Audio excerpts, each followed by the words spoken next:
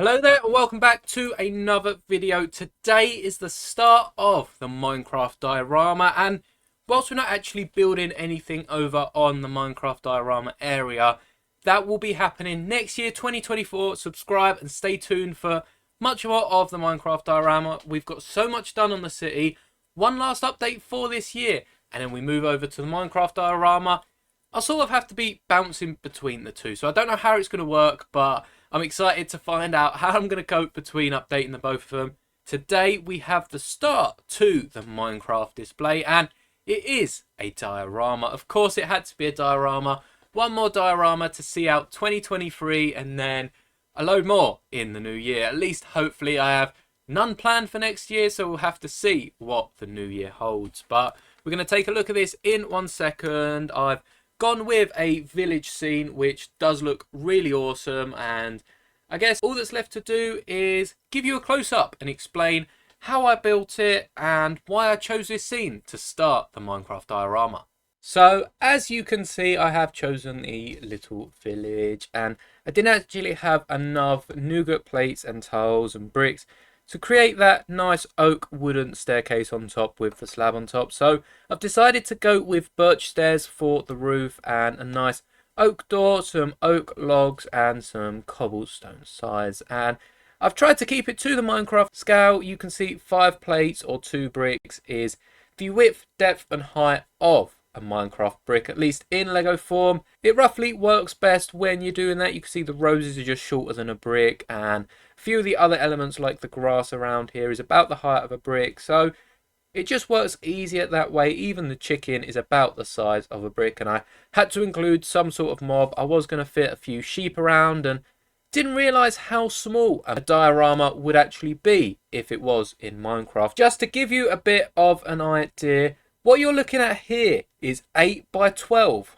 Minecraft blocks. It's only 16 by 24 studs is a Star Wars diorama. At least that's the typical size. They have varied a little bit, but I like to keep all my dioramas the same size, and especially that even numbering just really helps when you're building anything really, because some things tend to either be symmetric or follow some sort of rule of 2 or pattern of 2, and let's just be thankful that the dioramas don't deal in absolutes, otherwise we'd likely be dealing with the Sith. But there is some sort of rule of 2, and with Minecraft, 2 bricks is how wide one Minecraft brick is. So the diorama did have to be in some sort of multiple of 2. So it worked out nice that it was a multiple of 2, but it is again only 8 by 12 bricks, and I've tried to make the most of it. You can see this tree is actually just plated right on the end here, so it's hanging over for studs, and I tend to do that a lot with my dioramas. I'm pretty sure I did it with a Sonic one. I had 2 trees hanging over at the end of dioramas, and it just enables you to make the most of it. There's no rule to overhanging from the edges, as long as you've put it next to another diorama that I guess doesn't have anything overhanging to the left, it should be all right. And I'll keep this tree off for a little bit just to show you the hay bales on the side. You can see just at the side of the hut where you've got the window, there is a whole stack of hay bales. And of course, if you play Minecraft, you'll know that in villagers, you get so much hay. I had to represent that in Lego form. So I've just stacked up plates, yellow and red, and given the hay bales them 2 red stripes you see in Minecraft, which is obviously the rope keeping the hay held together. I'm not quite sure why it's square and not round, but it's Minecraft. Everything's square unless it's a cake, which Lego for some reason made round originally. But we won't go over the strange ideas of Lego. Instead, just want to point out there are 2 different coloured jumper plates on the ground. I used jumper plates instead of tiles because first off, I didn't have any tiles and would have had to wait to pick some up, and also it enabled me to put all these roses and weeds around, and really I could put them wherever I wanted because there was jumpers on every single tile. So I had a few different variations of this and just wanted to make it seem as natural as possible. So I got up Minecraft, tried to see if there was any pattern to the way the weeds were, and they weren't really next to each other, so that a lot of these are at diagonals, and I have only had one next to each other. But you've also got this muddy path that you see in villagers It's not always perfect. A lot of weeds do grow through, so you've got that representation on the right, but I wanted to keep the front of the village completely clean. And we'll actually look at the little village hut now, because right through the door, well, you can see there is a door and you've got the 4 windows. I've tried to make this as realistic to the original as I could. You've got the 1 torch on the side. I'm worried that this tree is going to fall off at some point, so I'm going to try and be careful with it. But if we open the village door, you can see there is a villager inside, and it's the perfect height for a villager. Of course, in game the villager is 2 blocks, a door is 2 blocks, so having the roof right above the door does work. This is technically 3 blocks because that's the size of the village hut, so I wonder if Lego will ever change it to be 4 studs wide and what would that be, 10 plates tall. But I feel like that would just be too big for a Minecraft set, especially for a play set. If they ever do a UCS Minecraft display of some sort of village, I guess a 4x4 would be alright. But could you imagine trying to set that up, especially on the small space we've got to display next year?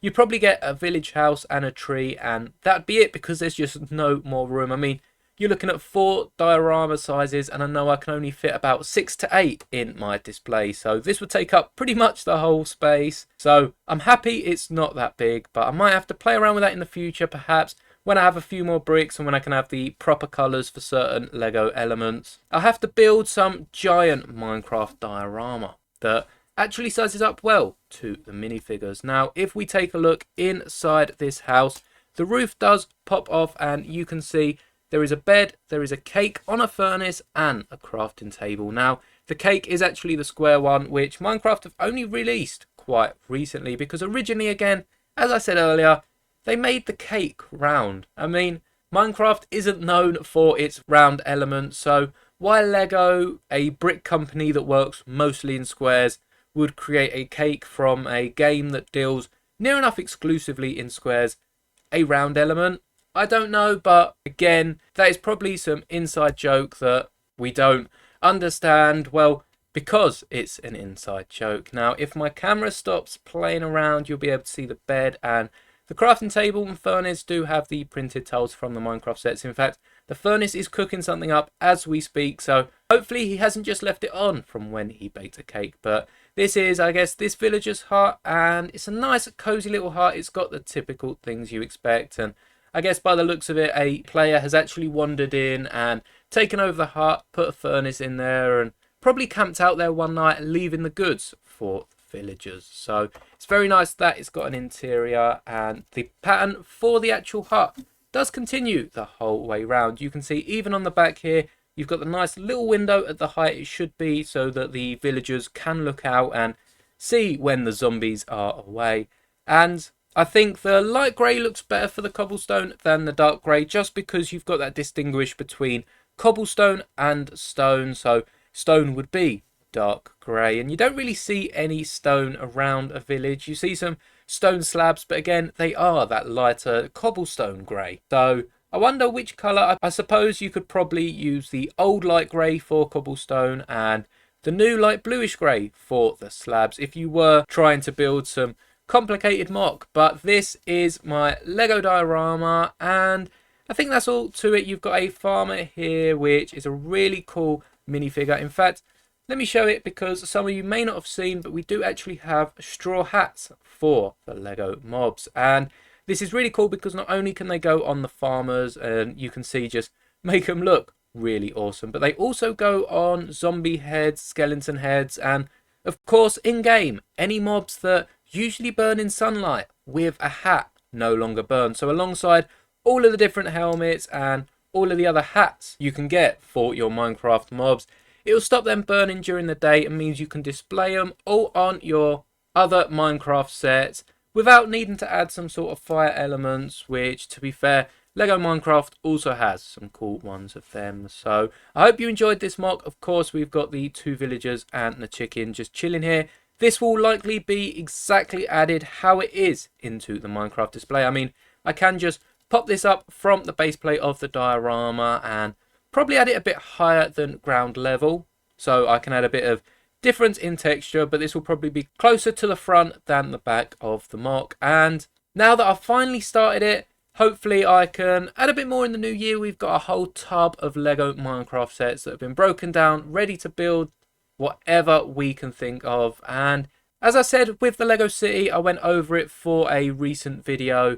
and actually covered the history of the channel. The hardest part is starting it, because once you've got it started, you sort of know what you want to do, and I guess it does change here and there, but it's a lot easier when you're already building than trying to get it started. So now we've got it started. Stick around. In January I hope to pick this right up in the new year and start building the next part to the display. I wonder if I'll be able to build them all as dioramas and piece them up, or if I'll just go straight for it and trying to build them straight on to the base plates. But do drop a like if you enjoyed this video, and be sure to subscribe so you don't miss the final city update of this year, as well as all the Minecraft updates for next year to come.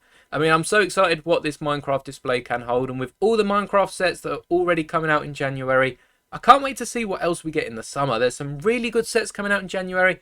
I might have to pick up one or two for the mobs, but do let me know what you thought about this video in the comments below. Drop a like if you liked, and may the bricks be with you always.